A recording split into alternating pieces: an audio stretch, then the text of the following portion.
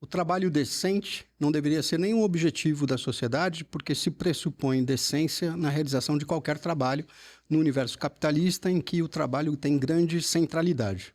Entretanto, essa não é a realidade do mundo do trabalho e, se é trabalho, pode chegar o podcast da Escola Judicial da Bahia, Tribunal Regional do Trabalho da 5ª Região, examina hoje um aspecto do trabalho não decente, que é sua precarização. Para isso, tem a honra e a alegria de receber a professora Graça Druck, que é da área de Sociologia do Trabalho na Universidade Federal da Bahia. Professora, muitíssimo obrigado por sua disponibilidade. Seja bem-vinda. Obrigada, boa tarde. Neste longo percurso que a senhora tem de pesquisa sobre precarização, há várias maneiras de o trabalho precarizar-se. Eu queria propor-lhe que começássemos pela terceirização. Recente decisão do Supremo apurou que ele não precariza, a terceirização não precariza o trabalho, por isso, inclusive, chancelou a tese de que ela deve ser universal para qualquer atividade. Qual é a sua perspectiva disto? Pois é, existem inúmeras pesquisas sobre terceirização no Brasil e no mundo, né? Os vários segmentos profissionais, dos vários tipos de trabalho. Eu já pesquiso terceirização desde o início dos anos 90, no polo petroquímico primeiro, depois o setor bancário, depois, vários setores. Atualmente, mais recentemente, eu tenho pesquisado muito a terceirização no serviço público, né? E as pesquisas, invariavelmente, associam a terceirização à precarização. Por quê? Porque nós temos uma situação em que o trabalho terceirizado, sem dúvida nenhuma, ele é realizado ou assumido, né, ou utilizado ou pelas instituições privadas ou pelas instituições públicas como uma forma de redução de custos. Sim. Esse é um objetivo fundamental. Eu diria que não só esse, mas, sob o ponto de vista estritamente econômico, é a redução de custos.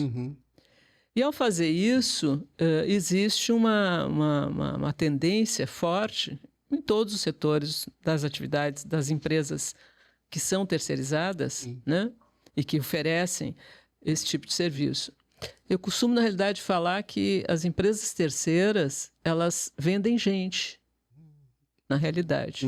Porque o que elas fazem? Elas não produzem nada, elas fazem o quê? A intermediação de compra e venda de trabalhadores. De trabalho, portanto, né? De pedaços de gente. Exato. Então, e esse é um processo, assim, com o desenvolvimento mesmo do capitalismo, que se generalizou de uma forma epidêmica, como eu chamo. Nós vivemos uma epidemia da terceirização, que ocorre nas suas diversas formas, porque também a terceirização ela não tem apenas um padrão, né? Um único padrão, uma única forma de se realizar. E o que se vê nessas pesquisas? Quais são os resultados que as pesquisas mostram? Que, se compararmos os trabalhadores que são terceirizados com os trabalhadores contratados diretamente por uma empresa ou por uma instituição pública, as condições gerais desses trabalhadores são muito piores. Sim. Então, os trabalhadores terceirizados ganham menos, os trabalhadores terceirizados adoecem mais, os trabalhadores terceirizados têm uma jornada de trabalho, em geral, mais intensa. Contratos mais curtos. Os contratos mais precários, com menos direitos, com menos benefícios, né? As questões referentes ao problema de acidente de trabalho e adoecimento mesmo também mostram que é através da terceirização que isso aumenta consideravelmente. Então, todas as variáveis, vamos dizer assim, que nos indicam alguma condição de trabalho, seja no plano do contrato, né, da relação, da cobertura, seja no plano das condições de trabalho, dentro do processo de trabalho, há um processo de precarização muito grande, né, e muito evidente, inclusive, com os trabalhadores terceirizados. É como se esses trabalhadores fossem considerados de segunda categoria. Sim. E pior ainda é que no interior dos processos, das instituições onde esses trabalhadores estão trabalhando conjuntamente com outros que não são terceirizados, esse preconceito, essa discriminação acaba se projetando também no interior do próprio ambiente de trabalho. Então, eu lembro quando a gente pesquisou o polo petroquímico, inclusive a própria Petrobras, o que a gente via era muito uma situação de que, assim, aquelas atividades mais perigosas, aquelas atividades de maior risco, aquelas atividades mais qualificadas, o próprio trabalhador contratado diretamente pela empresa transmitir e dizer, não, isso aí é para o terceirizado que faz.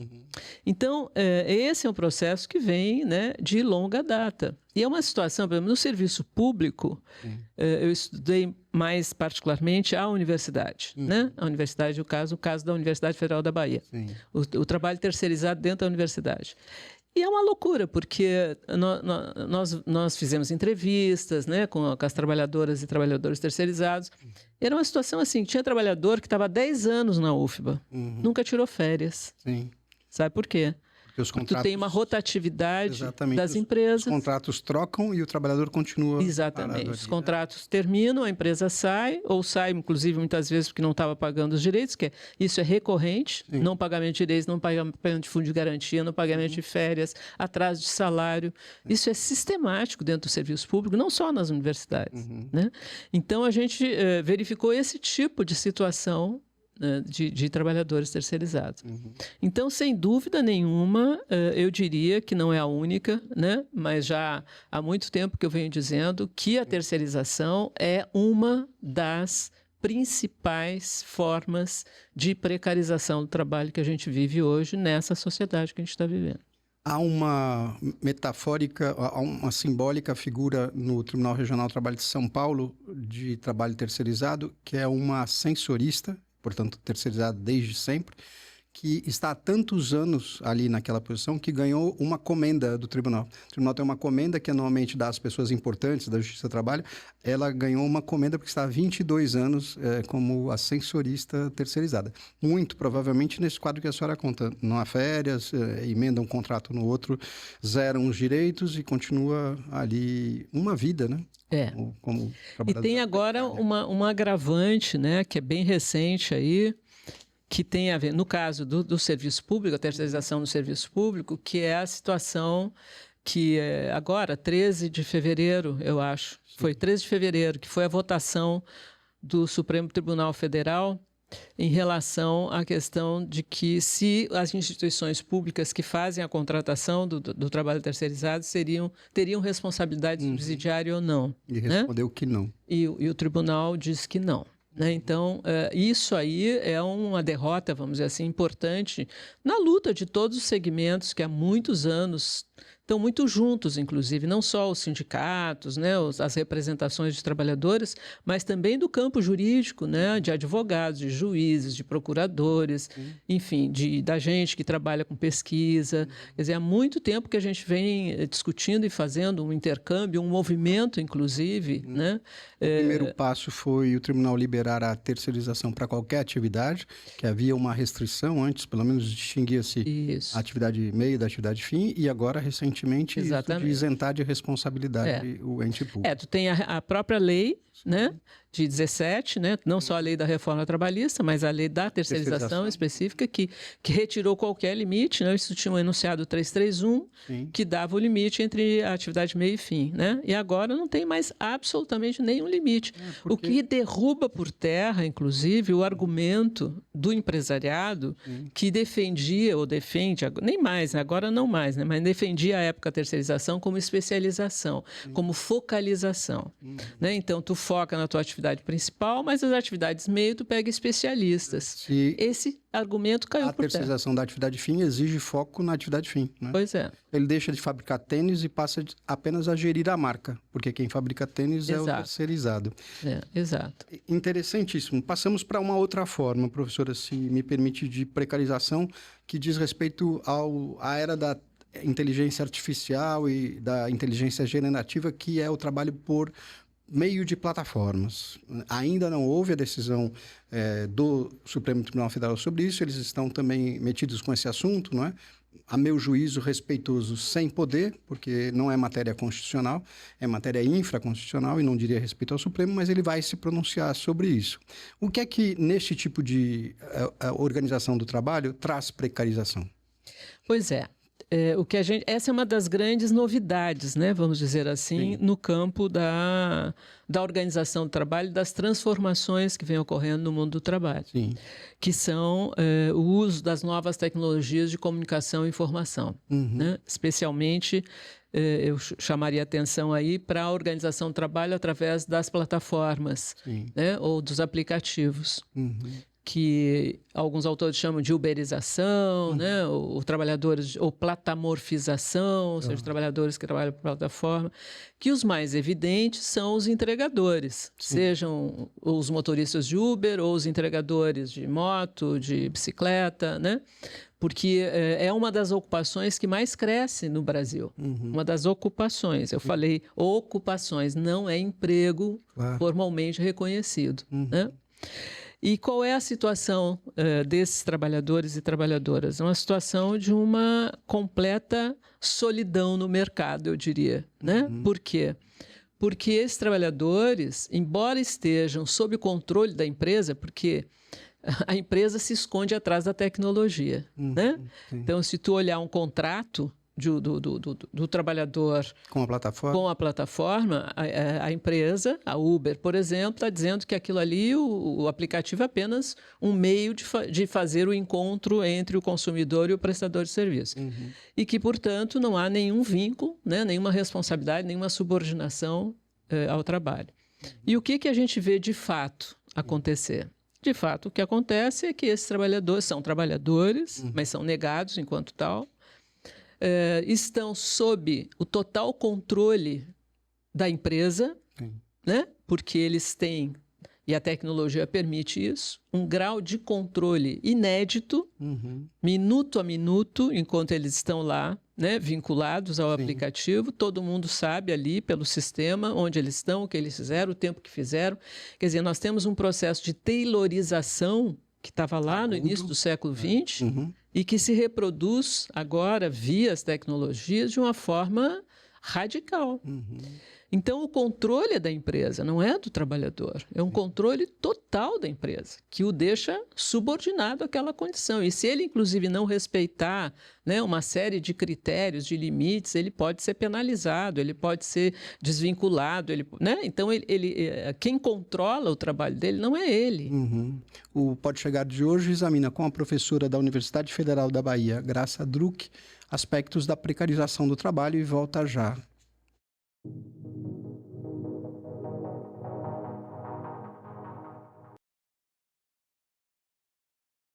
O Pode Chegar recebe hoje a professora Graça Druck, da Universidade Federal da Bahia, que atua em pesquisas na área de Sociologia do Trabalho para pensar a precarização das relações do trabalho. Professor, eu lhe perguntaria, em continuidade ao último tema que nós abordamos no bloco anterior, qual é a perspectiva de futuro? Essa sociedade que podemos chamar de uberizada, a senhora pontuou muito claramente, todos os custos da produção foram transferidos para o trabalhador e ele não tem nenhuma garantia, nem trabalhista, nem de pagamento da disponibilidade. Enquanto ele fica à disposição, sentado no automóvel, na bicicleta, sem a corrida, ele não ganha nada. Não é?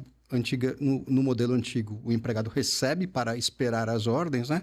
E depois disso eles não contribuem para o sistema previdenciário. De que sociedade a gente fala, então, daqui a 30 ou 20 anos? Se isso não se alterar, é uma sociedade completamente adoecida, né? Sob todos os aspectos. Coisa que a gente já vem vendo hoje, né? O adoecimento através do trabalho, da intensificação do trabalho, das longas jornadas.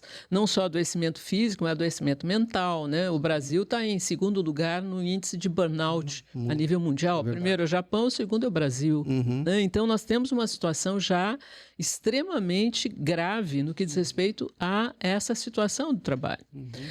Então, esse futuro precisa ter um limite, né? Quer dizer, essa condição que nós vemos hoje precisa ter um limite.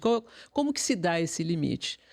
Eu não vejo nenhum milagre, nenhuma receita. Por quê? Porque isso depende muito da forma como os trabalhadores lutam, né? Como eles reivindicam, quer dizer, a capacidade, portanto, que o Estado tem ou não de regular, de colocar limites. Nós vivemos uma situação de uma ofensiva, vamos dizer assim, do capital mesmo, e numa perspectiva de um projeto de sociedade neoliberal que leva o mercado ao soberano de tudo. Né? Então, tudo que é público, tudo que é limite, tudo que é regulação. Então, o papel da Justiça do Trabalho não existe, porque, inclusive, na nossa reforma trabalhista aqui, foi decretado o fim da hipossuficiência do trabalhador. Decretou o fim. Ou seja, não existe mais desigualdade na relação capital-trabalho e os trabalhadores, portanto, podem negociar diretamente com o empregador. Diretamente no mesmo nível com o empresário. Aí, inclusive, a fragilização dos próprios sindicatos, porque o sindicato não precisa mais representar esses trabalhadores. Então, nós estamos numa situação em que, de fato, ou isso precisa ser alterado, e só é alterado a partir das lutas políticas, dos enfrentamentos, não tem outra forma. Né? Vocês que são da área do direito do trabalho sabem disso.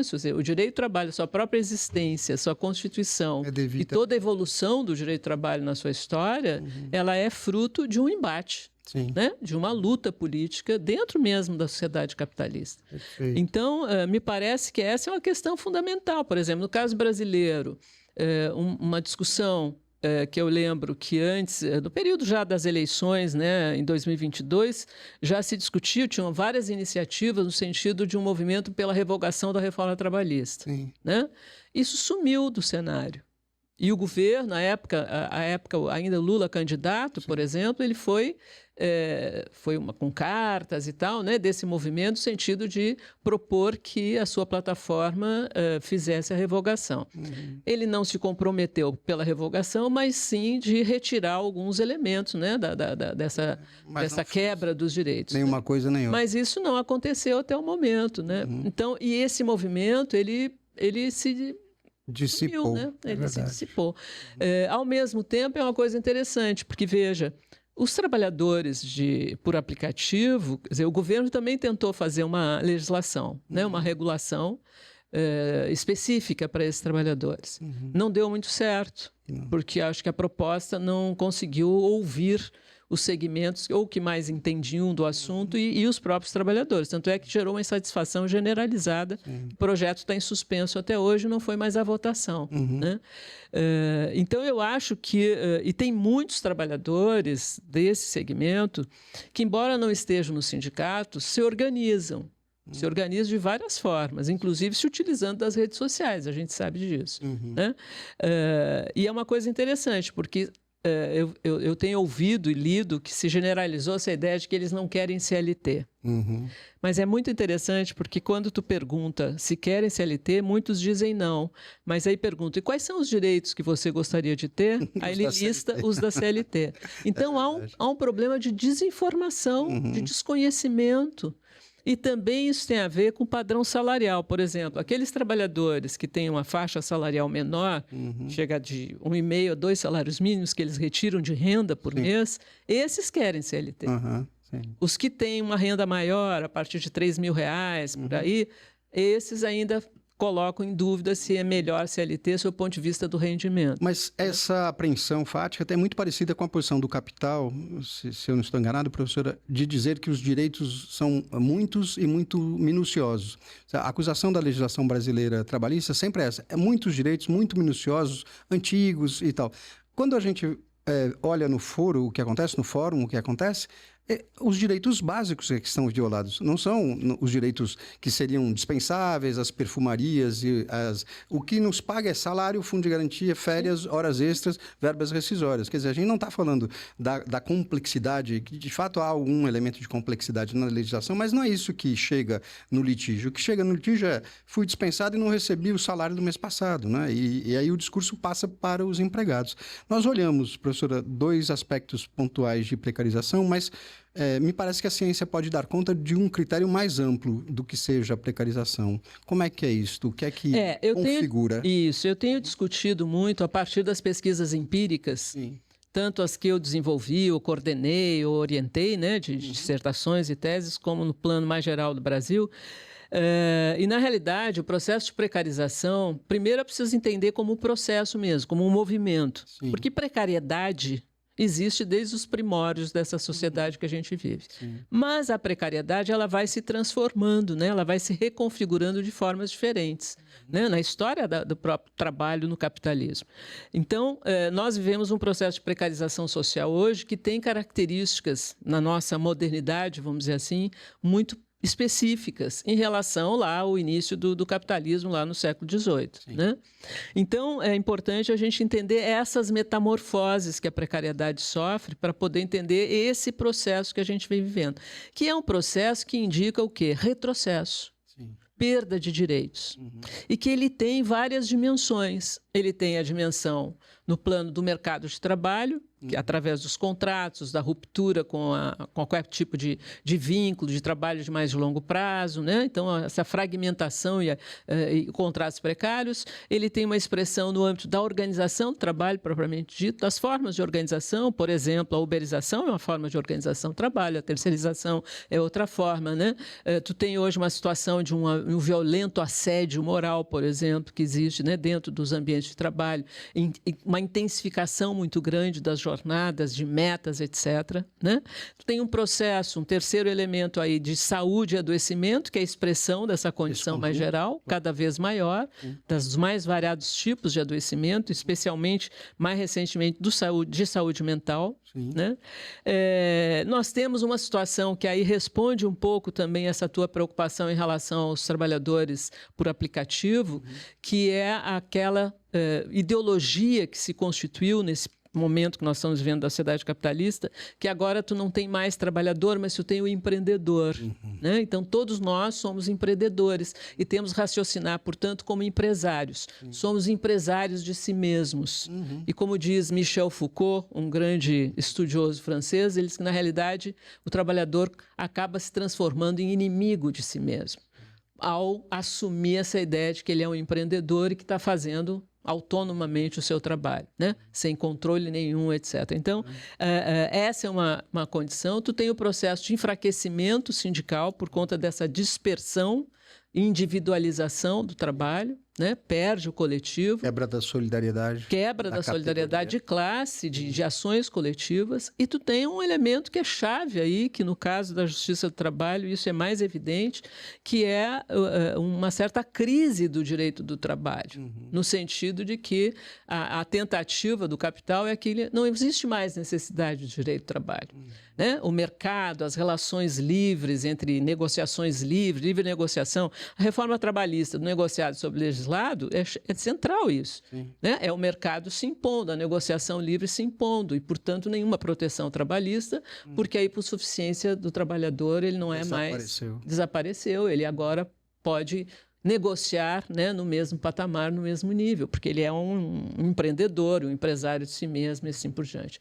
Com essas condições que as pesquisas têm revelado. Né? Então, são dimensões, vamos dizer assim, da precarização social do trabalho que são todas interligadas, né? E que as pesquisas vêm revelando já há algumas décadas, no mundo e no Brasil. Agora, nós temos situações, tanto de países que refizeram ou fizeram reformas trabalhistas, acrescentando direitos. Nós temos exemplos agora mais recentes com relação, que eu acho que é super importante, que é a jornada de trabalho, reduzindo a jornada de trabalho. Né? Isso aconteceu no Reino Unido, na Espanha, em vários países, e cujos efeitos foram, inclusive, para a empresa extremamente positivos, porque aumentou a produtividade, diminuiu o adoecimento e assim por diante. Né? E aqui no Brasil nós temos um movimento que eu acho que me inspira muito em termos de futuro do trabalho, que é o VAT, o movimento Vida Além do Trabalho. Eu acho que isso é fundamental nos nossos dias de hoje e acho que é um movimento que veio